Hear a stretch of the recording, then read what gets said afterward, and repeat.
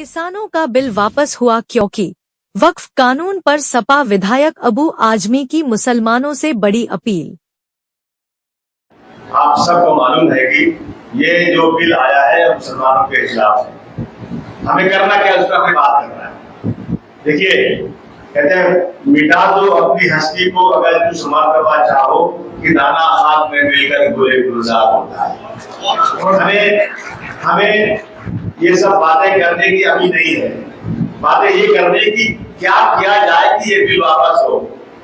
अगर हम ये कहते हैं कि किसानों का बिल वापस हुआ तो किसान कई महीने तक सर्दी के अंदर बैठा था। 750 किसान शहीद हो गए और उन्होंने अपनी बात मनवाया। उसके बाद तब ये बिल जाके वापस हुआ। कितना बड़ा संघर्ष हुआ देश के अंदर। क्या हम सब इसके लिए तैयार हैं? अगर आप सब उसी तरह तैयार हैं तो मैं दावे के साथ कह सकता हूं इस बिल को सरकार को वापस लेना ही पड़ेगा। इसके अलावा कोई रास्ता और नहीं है। आज 2014 के बाद मुसलमानों के लिए हिंदुस्तान में जमीन तंग की जा रही है। हर जगह पर जानबूझ करके मोहन भागवत साहब ने उस दिन कहा कि हमारे मुल्क में नाम पूछकर धर्म पूछकर नहीं मारा जाता। एक पुलिस वाला ट्रेन के अंदर 3 मुसलमानों को गोली मार के उनके बदन पर पैर रख के कहता है इस मुल्क में रहना है तो मोदी और योगी कहना पड़ेगा। एक स्कूल की टीचर एक बच्चे को खड़ा करती है और कहती है दूसरे बच्चों से मारो इसको क्यों? ये मुसलमान है। ये आपने सब अपनी आंखों से देखा कि नहीं देखा? क्या संविधान है? संविधान की हम बात कर रहे हैं। संविधान सिर्फ किताब में लिखने के लिए रह गया है। मुसलमानों के खिलाफ इतनी बड़ी चीजें हो रही है लेकिन उसके ऊपर कहीं भी कोई कार्रवाई नहीं हो रही। एक आदमी छोटा सा 4 फुटा कहता है मस्जिद में घुस के मारूंगा। उसकी हैसियत मारेगा मस्जिद में घुस के? क्या समझता है कि हम लोग चूड़ियां पहन के बैठे हैं? अगर माँ का दूध पिया है तो मस्जिद में आकर मार के दिखाओ। क्या होगा ये? मैंने जाकर माफ किया। मैंने उसका टेप दिखाया जाकर मुख्यमंत्री को।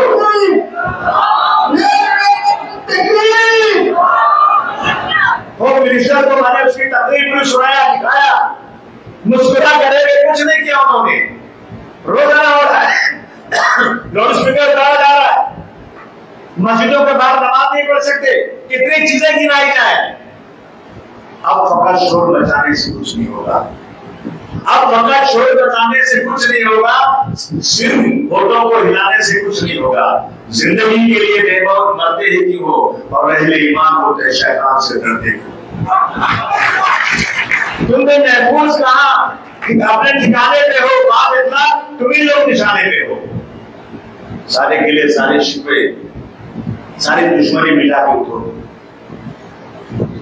एक हो जाओ सब लोग, एक साथ खड़े हो जाओ और अपने वो हिंदू भाई जो सेकुलर हैं उन भाइयों के कंधा से कंधा मिलाकर अपनी स्पीड में रहो। जमा जाओ एक साथ। एक इनकलाब बर्पा करना है।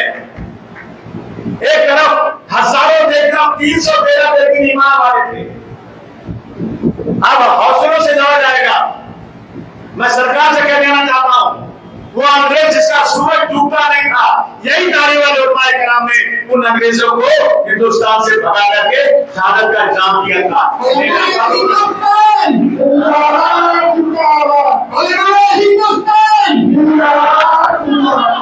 वक्फ कानून पर सपा विधायक अबू आजमी ने कहा कि आप सबको मालूम है कि ये बिल मुसलमानों के खिलाफ है।